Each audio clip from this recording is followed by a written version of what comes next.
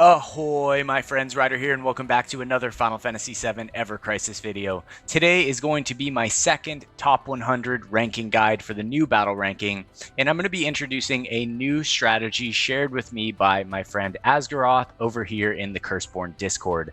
So that being said, let's go over and jump into this. I am going to preface this video with I am using Sephiroth's Kuja's Spirit Blade for this fight, so if you weren't around for that, this strategy might not be as helpful to you guys. However, I do think that you could do it with having it less than OB6 if you do have a copy of it. I do still think that the strategy will work. So I'm going to jump over here to the Elena free challenge. I'm going to show you guys the battle effects that I'm currently running right now. So for enemy HP, I have it set at 500%. For enemy physical attack, it's maxed. For physical defense and magic defense, it's also maxed as well. This is maxed. I'm going through each of them just because I don't remember which ones are maxed and are not maxed. So maxed, ally magic attack is maxed, ally physical defense buff when battle begins, also maxed, ally duration of buffs to others, 50%, and ally. So basically every single thing is maxed except for HP, all right, which we're gonna have at 500%. It probably could have been easier just to do that from the start. All right, so that being said, this is not my team. This is my team right here. So I will be running Cloud as my main fire DPS, Matt as essentially our main healer and buffer slash physical attack buffer, and then also Sephiroth over here as our main fire imperiler and AoE attack breaker.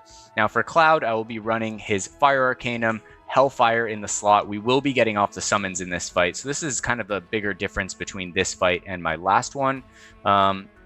And actually, while we're here, let me just show you guys. My last score that I got with this is I'm currently ranked 17th, and I'm up to 825,000 more or less. Now, I know it's not that big of a difference, but it is a difference, and it can come down to the wire on these top 100 rankings. So I did want to put this out there just for those of you that may not have been able to do the other strategy, since this is essentially a completely different strategy to try and get the top 100 battle ranking score.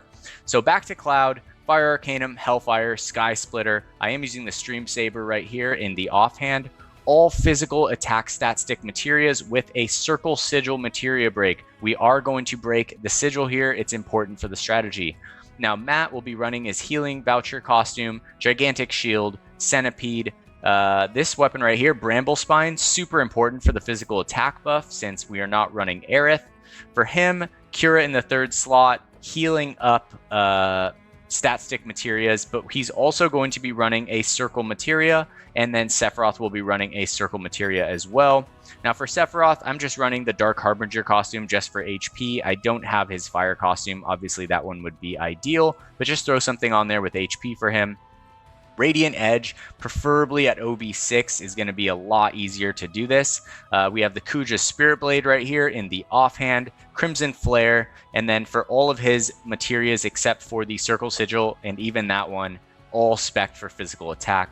Now to jump into the back end of these characters, Cloud sitting at 166k power, 12.4k HP, 5k physical attack, and 120 physical defense. His R abilities will include physical attack at 6, attack at 3, fire potency at 6, physical ability potency at 2, and physical attack to all allies at 3, with his sub-weapons being one defensive weapon, Feather Scatter right here. I have the Glavenus here at OB4, and also the Prototype Crimson Blade at OB7. So essentially, he's like fully spec for DPS except for one HP physical defense item. For Matt, 110k power, 12k HP. He's got 141 physical defense and 3.2k healing. For his back end abilities, HP at 4, physical defense at 3, we've got healing at 10, and buff debuff extension here at 4. Now his sub weapons are going to include the guard stick, Amaranth's claws. I just put this for HP, so whatever you have that has IHP, you could also use the crystal gloves. Anything with high HP here for him, or even HP physical defense. I just didn't have any more of these event weapons for the HP physical defense, so I just put something with HP. All right. Now for Sephiroth, we have 115k power, 11.5k HP, 4.2k physical attack, 140 physical defense. His R abilities will include HP at level 4, physical attack at 7, physical defense at 2, fire potency at 4. We've got some buff debuff extension here, important for him at level 3. And his sub-weapons will include the Arctic Star, the Hell House Collar, and the 4-point Shuriken for the buff debuff extension from both of Yuffie's weapons right there. That being said, the strategy going into this is pretty simple. Matt is going to essentially be just spamming Centipede the whole time, keeping up our physical defense barrier. Cloud will essentially just be attacking Elena the entire fight. And Sephiroth is going to be going back and forth between using the Kuja Spirit Blade to AoE break and also keeping the Imperil on Elena.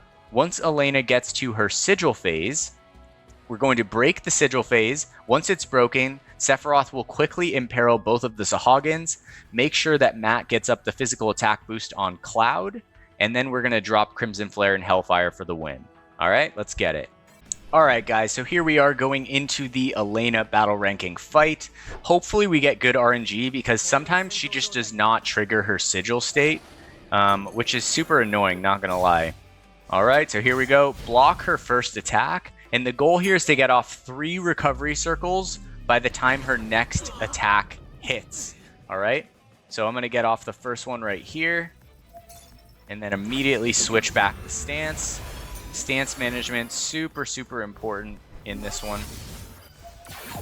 Alright, so here comes the second one right now. Alright. I'm not even going to switch the stance on the second one. I will switch it on the third one. Alright, just so that we can keep everyone going. Alright, so we're basically right here, and hopefully we get this off. I'm going to leave the blue stance. Oh, didn't quite get it. But you can get the third recovery circle right there, guys. It is definitely possible. Alright, so we're going to fire off another one right here. I just go for the AoE heal, even though he took single target damage, just to get the physical defense buff up. Alright, here we go. Essentially, I'm just trying to get our physical defense as high as possible, guys. Alright, to reduce overall damage in the fight. So Matt is going to take the confusion right there. Alright, which is not very fun. Alright, so here comes the Sigil phase. So I'm going to switch over to Sephiroth right now. Alright, as soon as this is done, I am going to switch to the Sahagin Prince. Alright, we're going to get the EI on the first one, switch to the second one, get the EI on the second one right now. Alright, switch back to Elena. Matt is going to double buff Cloud up to max right there, and we are going to drop the Crimson Flare Hellfire. Hopefully we have the Imperil still up on Elena, or else this run is a bust. You have to have that up. Alright, it does look like we still have it. Hopefully we get the full kill right here. That'd be great. Beautiful. Alright, and that is basically how you do this fight. So sometimes the Sigil phase does not pop, which is unfortunate. That time it popped really early. I don't know exactly what figures out how she gets to that phase. So as you can see here, I just broke my record, which is fantastic. And that's just because the Sigil phase popped early. So as you can see here, total battle time, you want to be under 2 minutes here for the S. So 1:35. And then we had 1 hit max damage 68 for the A ranking right here, and total damage taken 39,000 for the A. But more or less, this strategy should be replicatable by most of you guys out there, especially if you have more or less this setup. So I hope this second top 100 ranking does help you guys. I did try the Tonberry. I just don't quite have the setup to make that one work. I do think that this one is a little bit easier for players. The Tonberry kind of rolled over from the Blitzrat event. All the strong water players already had their setups. I think that was just meant to kind of carry over for those players.